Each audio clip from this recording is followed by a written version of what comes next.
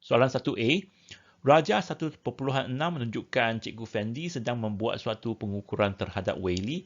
Nyatakan kuantiti fizik yang diukur. Dalam gambar Raja ini, cikgu ini sedang mengukur ketinggian pelajar ini. Ketinggian ini, kuantiti fizik dia adalah panjang. Jadi jawapan dia adalah panjang. Soalan 1B. Apakah unit asas, simbol unit, magnitude kuantiti fizik dan simbol kuantiti fizik yang diukur dalam situasi di Raja 1.6? Dalam Raja ini, cikgu ni dapati bahawa pelajar ni ketinggian dia 1.65 meter. Yang 1.65 meter ini adalah satu kuantiti fizik dan yang 1.65 ini dikatakan sebagai magnitude kepada kuantiti fizik. Magnitude adalah size bagi kuantiti itu dan yang M ini adalah meter dan dia adalah unit bagi kuantiti fizik ini. Jadi unit asas bagi kuantiti ini adalah meter sebab kuantiti ini adalah panjang jadi unit dia adalah meter dan simbol bagi meter adalah M kan. Jadi simbol unit adalah M. Magnitude dia adalah 1.65 dan simbol kuantiti fizik kuantiti fizik ini adalah panjang dan simbol bagi panjang dalam fizik adalah L jadi jawapan dia adalah L. Soalan 2A. Apakah perbezaan antara kuantiti skala dengan kuantiti vektor? Kuantiti vektor adalah kuantiti yang mempunyai arah. Jadi beza di antara kuantiti skala dengan kuantiti vektor ialah kuantiti skala hanya mempunyai magnitude sahaja. Magnitude adalah size bagi kuantiti itu. Kuantiti vektor pula adalah kuantiti yang mempunyai magnitude dan arah. Ini adalah perbezaan di antara kuantiti skala dan kuantiti vektor. Soalan 2B. Baca petikan berikut. Puan Aisyah hendak pergi ke Kota Kinabalu. Jarak dari rumahnya ke Kota Kinabalu ialah 333 km. Beliau memandu keretanya dengan laju 80 km per jam di Lebuh Raya. Beliau ingin tiba di Kota Kinabalu dalam masa 3 jam. Jadi beliau menambahkan laju kereta dengan pecutan 1.2 meter per saat. Kena pasti kuantiti skala dan kuantiti vektor yang terlibat dalam situasi yang dihuraikan. Okey, mari kita lihat kuantiti-kuantiti yang ada dalam petikan ini. Yang pertama adalah jarak. Jarak 333 km.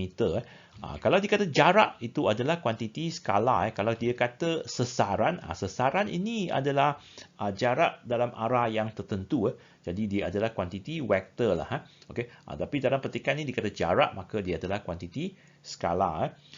Yang kedua adalah laju. Laju 80 km per jam. Laju adalah kuantiti skala. Tapi kalau dikata hal laju ini adalah pergerakan dalam arah tertentu. Okey, maka dia adalah kuantiti vektor. Tapi dia kata laju adalah kuantiti skala. Lepas tu dia kata masa 3 jam. Masa ni memang tak ada arah lah. Jadi dia adalah kuantiti skala. Akhir sekali adalah pecutan. Pecutan adalah kadar perubahan hal laju. Oleh kerana hal laju ini adalah kuantiti vektor, maka pecutan ini adalah kuantiti vektor jugalah sebab pecutan adalah kadar perubahan hal laju. Okey, jadi kuantiti skala dan kuantiti vektor.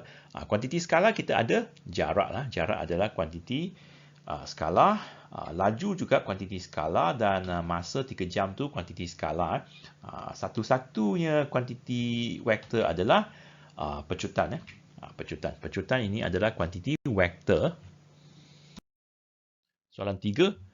Rina dan rakan-rakannya telah menyertai permainan mencari harta karun yang diadakan sempena Hari Sains di sekolah mereka. Setiap kumpulan dikehendaki untuk mencari dan membawa beberapa objek yang disembunyikan di sekitar kawasan sekolah dalam masa 30 minit. Rajah 1.7 menunjukkan senarai yang diberikan kepada setiap kumpulan. Yang pertama adalah bekas berisi sampel air kolam sebanyak 500 ml. 500 ml ini adalah isi padu. Yang kedua, seketul batu unik yang berjisim 950 gram. Ini adalah jisim. Yang ketiga, tali berukuran 1.5 meter, ini adalah panjang. Kain khemah berukuran 7.2 meter persegi, ini adalah luas. Luas. Kenal pasti kuantiti asas dan kuantiti terbitan dalam situasi di atas. Jadi soalan ni dia nak kita kenal pasti keempat-empat ni yang mana adalah kuantiti asas dan yang mana adalah kuantiti terbitan. Apa itu kuantiti asas? Kuantiti asas ialah kuantiti fizik yang tidak boleh diterbitkan daripada kuantiti fizik yang lain. Contoh-contoh kuantiti asas: panjang, jisim, masa, suhu termodinamik, arus elektrik, keamatan berluminositi, kuantiti bahan. Okey, ini kamu perlu hafal semua kuantiti asas ini bersama dengan simbol dia, sekali dengan unit dia. Semua ni kena hafal. Ya, ini adalah apa yang kamu perlu tahu dalam silibus fizik SPM. Bagaimana pula dengan kuantiti terbitan? Kuantiti terbitan ialah kuantiti fizik yang diterbitkan daripada pendarapan atau pembahagian kuantiti-kuantiti asas. Contoh dia. Contohnya luas. Luas ini dihasilkan daripada panjang kali lebar. Lebar ini juga panjang. Jadi kedua-dua ini adalah kuantiti asas. Ini adalah kuantiti asas. Okey. Jadi luas ini diterbitkan daripada pendarapan kuantiti asas, maka luas ini adalah kuantiti terbitan. Kuantiti terbitan. Okey. Jadi kuantiti terbitan adalah kuantiti yang dihasilkan atau diterbitkan melalui pendarapan atau pembahagian kuantiti-kuantiti asas. Okey, itu adalah kuantiti terbitan. Satu lagi contoh. Isi padu. Isi padu sama dengan panjang kali lebar kali tinggi kan. Lebar dan tinggi ini adalah panjang juga. Jadi ketiga-tiga ini adalah kuantiti asas. Ini adalah kuantiti asas. Isi padu dihasilkan daripada pendarapan ketiga-tiga kuantiti asas ini, maka isi padu ini adalah kuantiti terbitan.